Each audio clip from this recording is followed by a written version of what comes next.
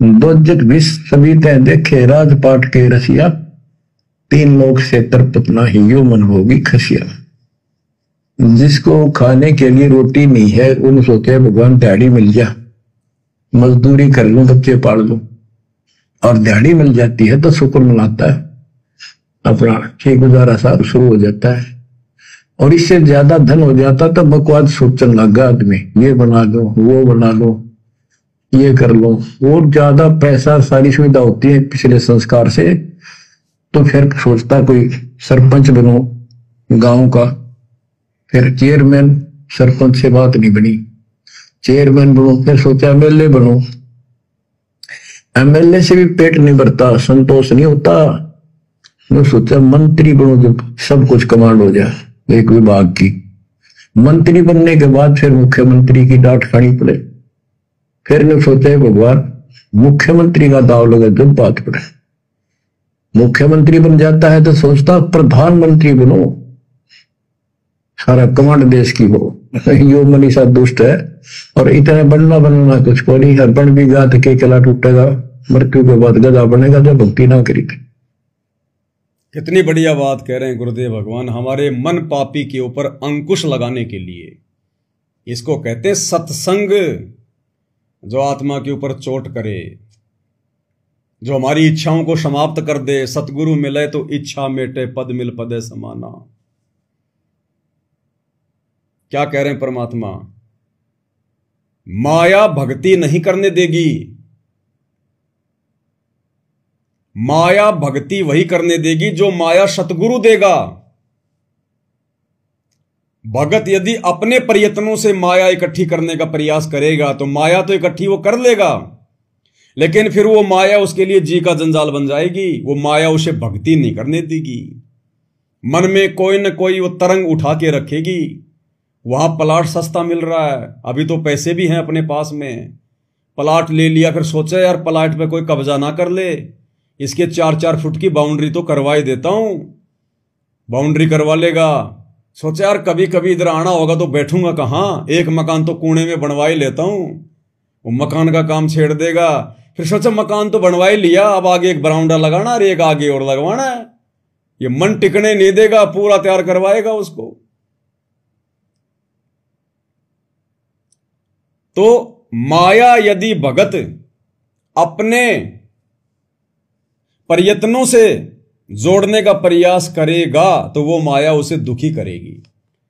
कोई रिश्तेदार ले जाएगा मीठी मीठी बातें बोल के, और फिर टाइम पे तो आजकल कोई देता ही नहीं, और कई तो ऐसे हैं कि नहीं है मेरे पास, जा तू क्या कर लेगा। अब वो भगत क्या कर लेगा, फिर क्या कर लेगा, लड़ाई झगड़ा करेगा तो तेरे से भक्ति नहीं बन पाएगी। और जब तक वो पैसा तेरे घर में वापस नहीं आ जाएगा तब तक तेरे मन में शांति नहीं आएगी। जब भी सुमरण करने बैठेगा बार बार तुझे वही रिश्तेदार याद आएगा, खा गया पैसे, खा गया पैसे, कब देगा पैसे, कब देगा पैसे। ओली भक्ति, मुकदमेबाजी हो गई तो वैसे गया काम से, गुरु की मर्यादाओं से।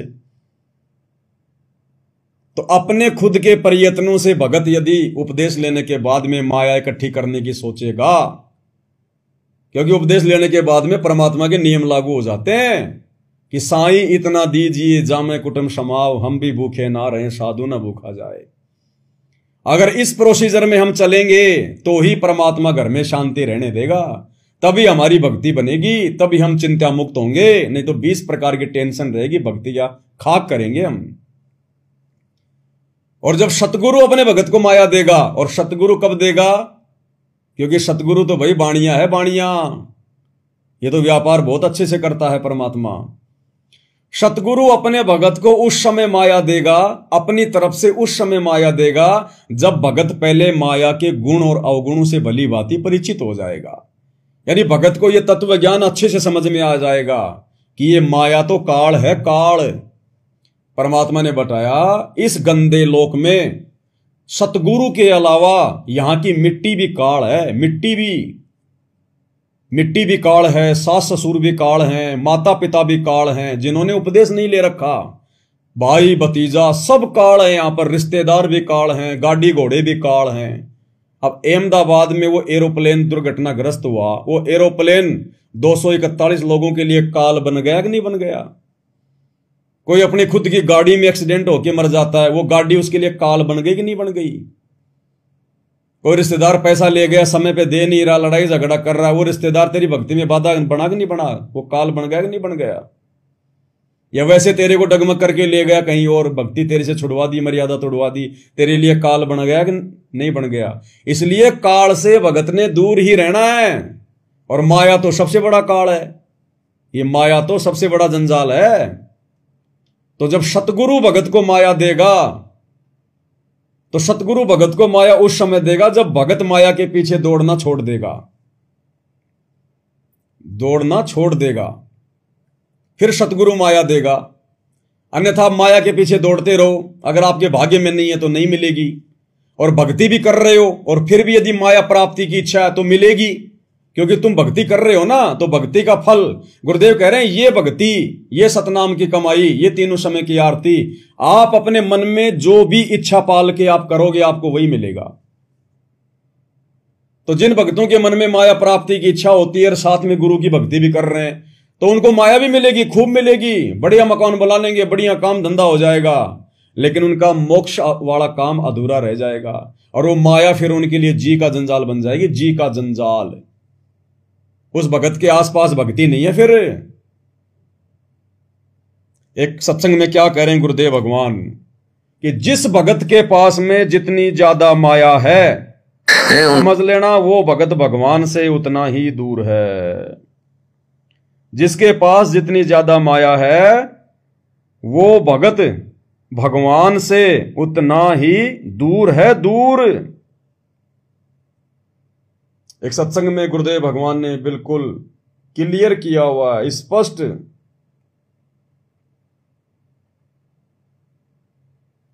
देखो क्या कह रहे हैं गुरुदेव भगवान जी, जिस भगत के पास जितनी ज्यादा माया होगी, समझ लेना वो परमात्मा से उतना ही दूर है।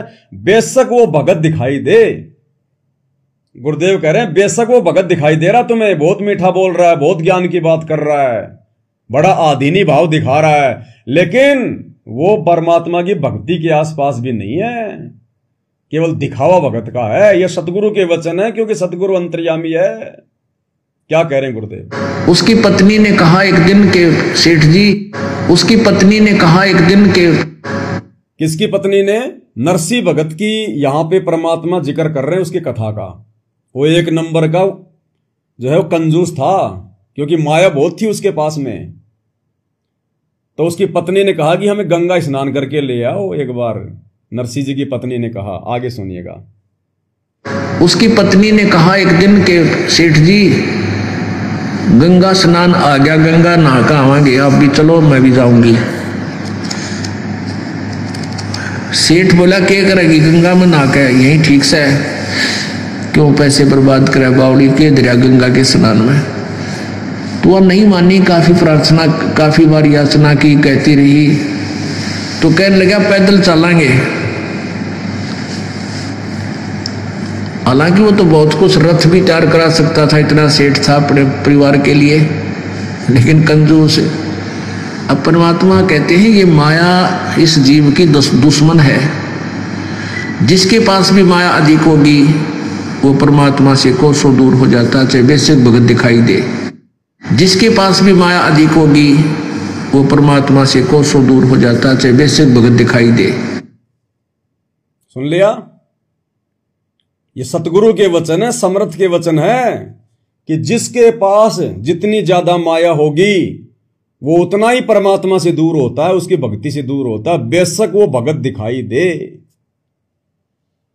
अब यही देख लो ना, आपके कोऑर्डिनेटर देख लो, नामदान संचालक देख लो, आश्रमों के संचालक देख लो, गुरुजी के लड़के देख लो, आज ये माया में डूबे हुए। माया में कोई कमी नहीं है इनके पास में, पैसों की कोई कमी नहीं है, अरबों रुपया इनके पास में, अरबों रुपया। क्या ये भगवान के नजदीक है? क्या मर्यादा है इनके पास में? क्या भगत का कोई लक्षण है इनमें? तो यही देख लो भाई, समर्थ का वचन है, फैल नहीं हो सकता। माया के रहते सहते भक्ति भी वही भगत कर पाएगा जिस भगत को सतगुरु प्रसन्न होकर और माया देगा। और सतगुरु माया कब देगा? पहले भगत को ज्ञान देगा, माया के गुण अवगुणों से परिचित करवाएगा। ये माया कहां तुझे लाभ देगी, कहां तुझे हानि करेगी, भगत के हृदय में ये बात बैठा देगा और भगत को माया से दूर कर देगा। भगत की कोई रुचि नहीं होगी, कोई स्वार्थ नहीं होगा। उसके लिए मिट्टी होगी कि मेरा भगवान मुझे 2 टाइम की रोजी रोटी दे दे, मेरी भक्ति चल जाए, इससे ज्यादा मुझे कुछ नहीं करना। कोई देगा तो भी नहीं लेगा भगत। उसके बाद परमात्मा उस भगत को माया देगा, क्योंकि उसके बाद वो भगत केवल सदुपयोग करेगा, सदुपयोग, दुरुपयोग नहीं कर सकता। फिर परमात्मा कहते हैं उबय दे आशीष। फिर वो दोनों तरफ से लाभ देगी माया उस भगत को। माया होगी तो फिर वो दान धर्म करेगा और उसके अच्छे कर्म बनेंगे। भाई कॉमन सेंस की बात है। आपके 2 बच्चे हैं, एक बच्चा 10-12 साल का थोड़ा समझदार है, एक बच्चा 4-5 साल का है, नादान है। और आपने, माता पिता ने अगर घर से बाहर जाना है 1 दिन के लिए या 2 घंटे के लिए, तो घर की चाबी कौन से बच्चे को देकर जाएंगे बताइए? आप कहोगे साहब वो जो बड़ा वाला जो लड़का है 10-12 साल का समझदार है, उसको चाबी देंगे घर वाले, छोटे बच्चे को नहीं देंगे, क्योंकि तो नादान है, वो तो चाबी से खेलने लग जाएगा, कहीं भी उसको फेंक देगा, या खोल के वो तिजोरी, वो तो नोटों से खेलने लग जाएगा, फाड़ देगा। इसलिए समझदार बच्चे को देंगे माता पिता घर की चाबी। इसी प्रकार हमारा गुरु, हमारा बाप, हमारी मां, ये माया वाली चाबी भी केवल अपने उसी भगत को देंगे जो भगत समझदार हो जाएगा, माया के गुणों से परिचित हो जाएगा, अवगुणों से परिचित हो जाएगा कि अब ये मेरी प्यारी आत्मा, अब ये किसी प्रकार से माया का दुरुपयोग नहीं कर सकती। और भाई और बहनों, ये कोई बड़ाई की बात नहीं है। उदाहरण के रूप में दास आपके सामने बैठा है और उदाहरण बताना भी जरूरी होता है। एक तरफ माया चाही सतलोक आश्रम मैनेजमेंट हरियाणा ने, गुरुदेव के परिवार और इन कोऑर्डिनेटरों ने ज्ञान इन्होंने समझा नहीं, गुरु को इन्होंने परमात्मा माना नहीं, इनका केवल एक ही मकसद था, पैसा पैसा, माया माया, मोक्ष के ये नजदीक भी नहीं। तो जो मन में धारणा करके इन्होंने भक्ति करी, सेवा करी, दान धर्म किया, परमात्मा ने उनको दे दिया। आज उनको माया में बैठा दिया मालिक ने, और जमकर माया आज उनके कर्म फोड़ रही है। इस दास ने कभी स्वप्न में भी परमात्मा से माया नहीं चाहिए, क्योंकि परमेश्वर की वाणी है कि सतगुरु के दरबार में ऐसा कोई एक इन चारों को ठोकर मार के वो चाहे पुरुष अलेख। तो दास ने कभी अपने सतगुरु से कभी डिमांड की नहीं, कभी स्वप्न में भी, कि परमात्मा मुझे धन दो, मुझे पैसा दो, मुझे माया दो, मुझे कोई बिजनेस दो। नहीं, जैसा मिला रूखा सूखा, जैसा सुख में दुख में परमात्मा ने रखा, ये दास रहा। तो परमेश्वर ने उस योग्य मुझे बनाया। एक होता है योग्य समझना, तो इस 2 कोटि के नीच की औकात नहीं है कि परमात्मा ने मुझे योग्य समझा होगा। मेरे अंदर वो गुण नहीं है। मुझे परमात्मा ने योग्य बनाया अपने मिशन के लिए। और परमेश्वर ने पहले मुझे हर प्रकार से ठोक ठोक के, मुझे बजा बजा के परमात्मा ने मुझे तैयार किया। गरीबी में तैयार किया परमात्मा ने, मकान का किराया तक नहीं होता था। दास ने बच्चों की स्कूल केवल इसीलिए छुड़वाई कि मेरे पास में फीस के पैसे नहीं हुआ करते थे। 2-2, 3-3 महीने मकान का किराया नहीं दिया जाता था, 3-3 हजार रुपए भी, क्योंकि सेवा में लगे रहते थे भाई बहनों को समझाने के लिए। बरवाला कांड के बाद में 10 दिन काम करते, 15 दिन नहीं करते, तो ग्राहक भी नहीं आते थे। पानी पतासी का ठेला लगाता था, कभी दही बड़े का लगाता था। तो उस समय फिर जैसे तैसे परमात्मा ने काम चलाया, किसी से ले दे के उधार वगैरह। तो उस समय वो गरीबी का समय था, 5-6 साल का भयंकर दौर था वो। कुछ आत्माओं ने मेरी मदद भी की उधार रूप में, लेकिन फिर वो साथ संगति में नहीं टिक पाए। फिर वो भी मेरे ऊपर दबाव डालने लग गए, हमारा पैसा दे दे, हमारा पैसा दे दे। तो जैसे तैसे करके दास बड़े संशय में जिया 5-6 साल तक, लेकिन परमात्मा की भक्ति नहीं छोड़ी। मन में कभी दोष पैदा नहीं किया, गुरु जी से कभी मांगा नहीं, धन नहीं मांगा, कभी भक्ति मांगी, मर्यादा मांगी और दृढ़ता मांगी। तो गुरुदेव भगवान ने दया बख्शी। उस समय परमात्मा ने पहले इस दास को जो है वो गरीबी में ठोक ठोक ठोक के देखा, बजा बजा के देखा। परमात्मा ने मुझे तैयार किया कि जो व्यक्ति गरीबी में, निर्धनता में इस भक्ति को नहीं छोड़ रहा है, वो व्यक्ति फिर आगे भी नहीं छोड़ेगा। तो शुरू में 5-6 साल परमात्मा ने मुझे गरीबी में चोटे मार मार के मुझे तैयार किया। उसके बाद जब साध संगति के वीडियो फैलने लगे, भाई बहनों को सच्चाई समझ में आने लगी, आत्माएं धीरे धीरे साध संगति में आने लगी, साध संगतियां होने लगी, फिर धीरे धीरे परमात्मा के दया से छोटी मोटी सेवा आने लगी, तो सभी भाई बहन जो है बल्कि बढ़ चढ़ के सेवा भी करने लगे, आर्थिक सहयोग भी करने लगे। और परमेश्वर ने इतनी दया बख्श दी कि 2022 में हमने 35 लाख रुपए के तो गुरुदेव जी के प्रकट दिवस पे अखबार में विज्ञापन निकलाए थे। 35 लाख रुपए के तो केवल हमने अखबार में विज्ञापन निकलवाए थे। एक बार तो पूरे इंडिया में निकलवाए थे, 2 बार हमने हरियाणा में निकलवाए पूरा पेज। तो कितनी दया करी मालिक ने। और उसके बाद से परमात्मा वर्तमान तक दया ही करते जा रहे हैं। दया ही कहां से आ जाता है, कैसे आ जाता है, कौन डाल देता है, परमात्मा किसको क्या प्रेरणा कर देते हैं। मालिक की दया से छप्पर फाड़ दिया, कोई कमी नहीं। हमारे पैसे मैनेजमेंट वाले भी खा गए। बंबई में एक भगत के साथ रहा करता था मैं उस समय, जब ये शंका समाधान की पुस्तकें छपी थी जेल जाने से पहले। एक भगत के घर पे मैंने 12 लाख रुपए मैंने रख दिए थे। उसके बाद मैं जेल चला गया, वो भगत 12 लाख रुपए भी ले गया।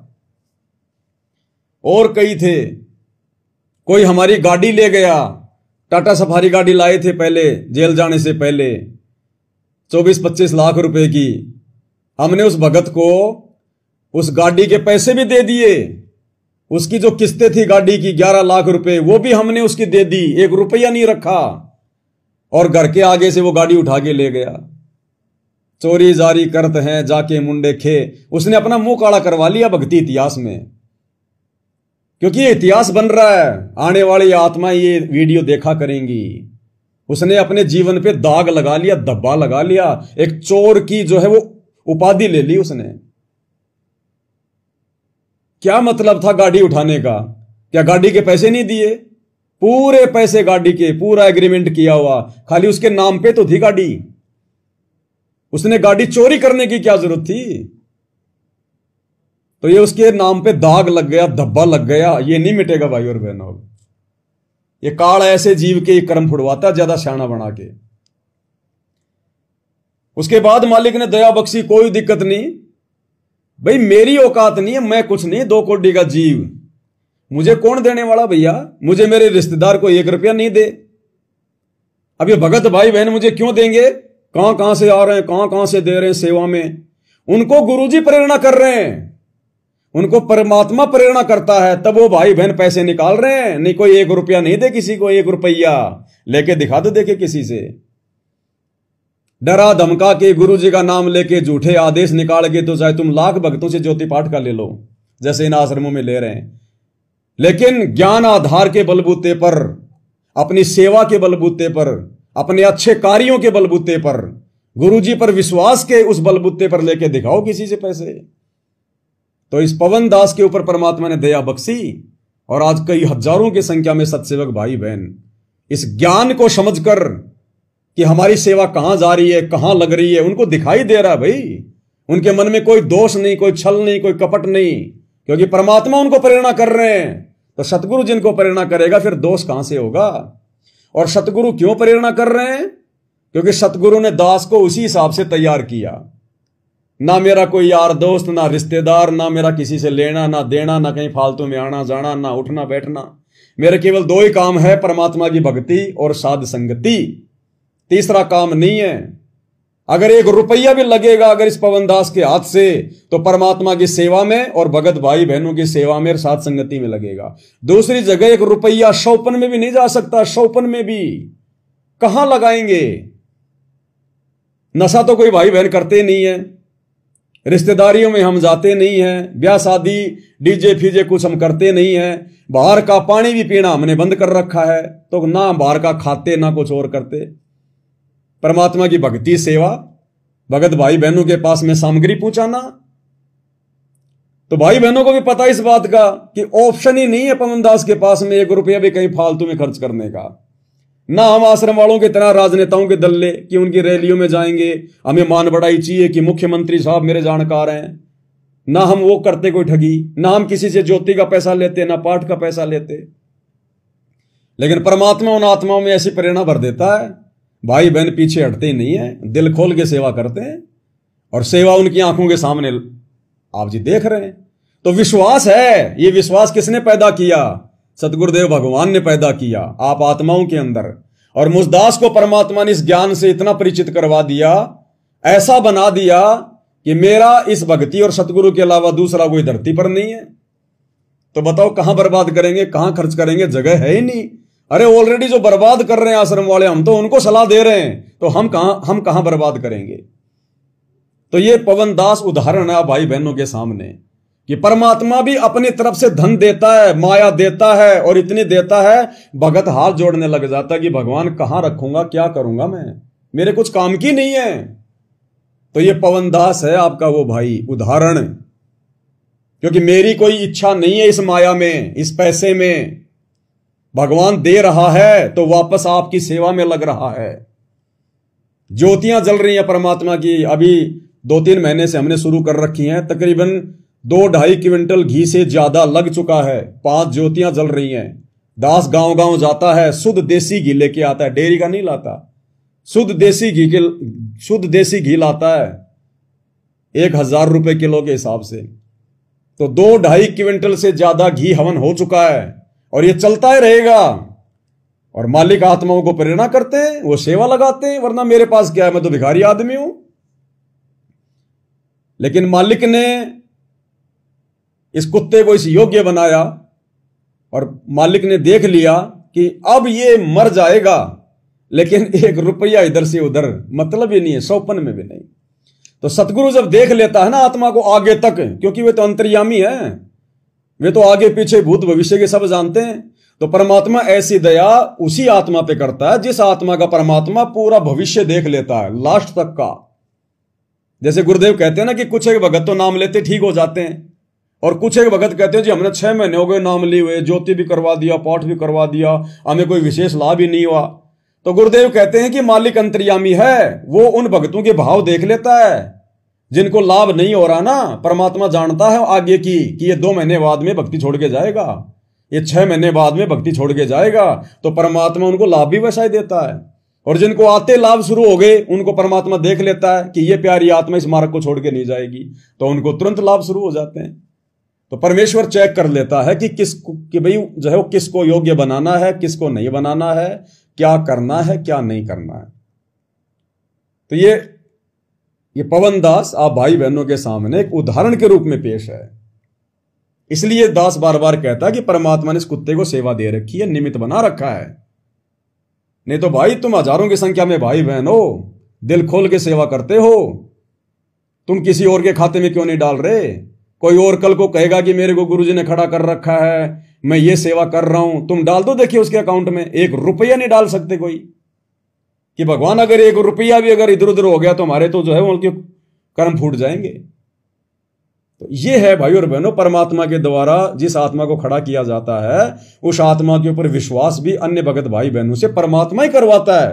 बाकी इस कुत्ते में ऐसी कोई योग्यता नहीं है, ऐसी कोई जो है वो क्वालिटी नहीं है। आपकी तरह 2 कोटि का जीव हूं, लेकिन आप में परमात्मा प्रेरणा करते हैं तो सारा काम आगे होता है। तो गुरु भी भगत को धन देता है, माया देता है, लेकिन कब?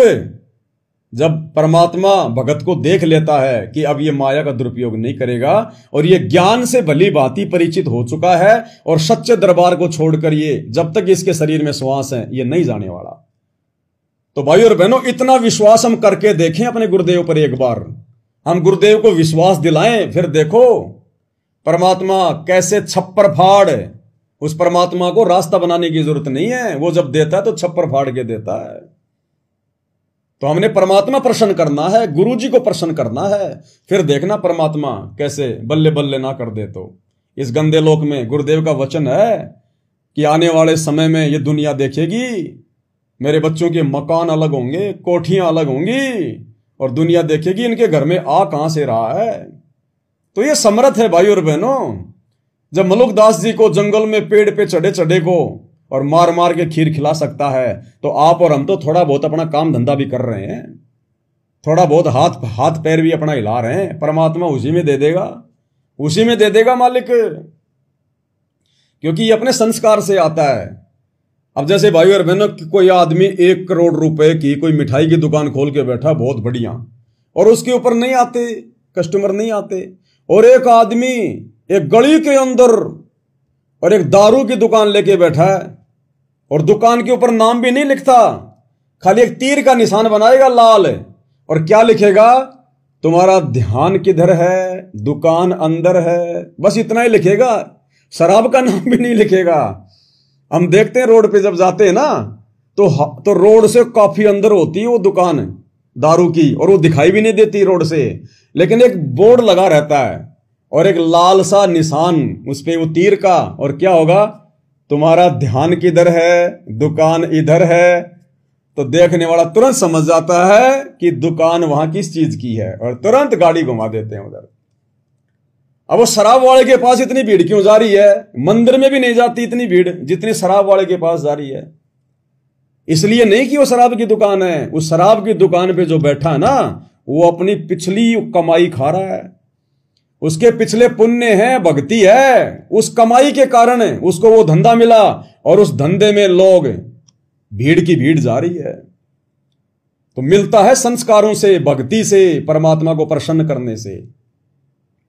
एक छोटा सा चुटकुला सा याद आ गया। एक भगत जी बता रहे थे, ऐसी कोई बात चल गई, बोला एक कैसा घोर समय आ गया है।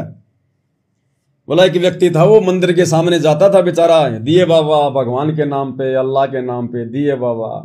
अब मंदिर में जाने वाला कोई 1 रुपया दे दे उसको, कोई 2 रुपया दे दे, कोई 5 दे दे, कोई बहुत बड़ा कोई धर्मात्मा।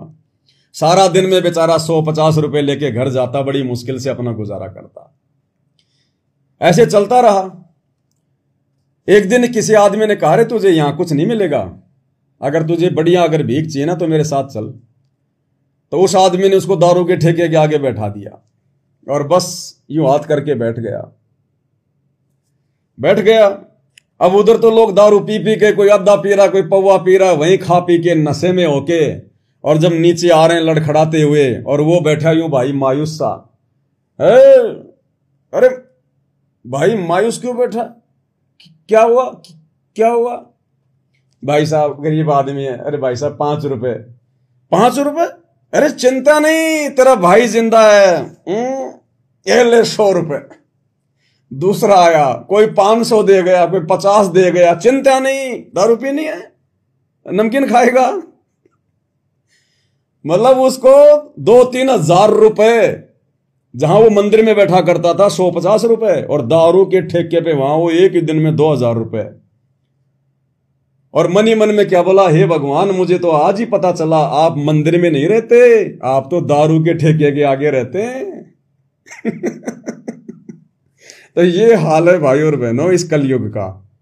ये जो सच्चाई है ना, सच्चाई ये आपको हर जगह नहीं मिलेगी। हर जगह आपको ठग मिलेंगे, बेईमान मिलेंगे, चोर उचक्के मिलेंगे, स्वार्थी लोग मिलेंगे। सच्चाई, भक्ति ये तो बिल्कुल लिमिटेड जगह पे मिलेगी आपको, लिमिटेड जगह पर। और उसी का विरोध होता है, हमेशा सच्चाई का विरोध होगा, सच्चे आदमी का ही विरोध होगा। सच्चे आदमी को ही बेचारे को गरीबी में, अभाव में जीना पड़ता है। लेकिन यदि वो अपने धर्म कर्म पे रहेगा, नेक नीति पे रहेगा, तो अंत में भाई और बहनों सुखी जीवन भी उसी का होता है। परमात्मा अंत में जो है उसी की सार संभाल करता है।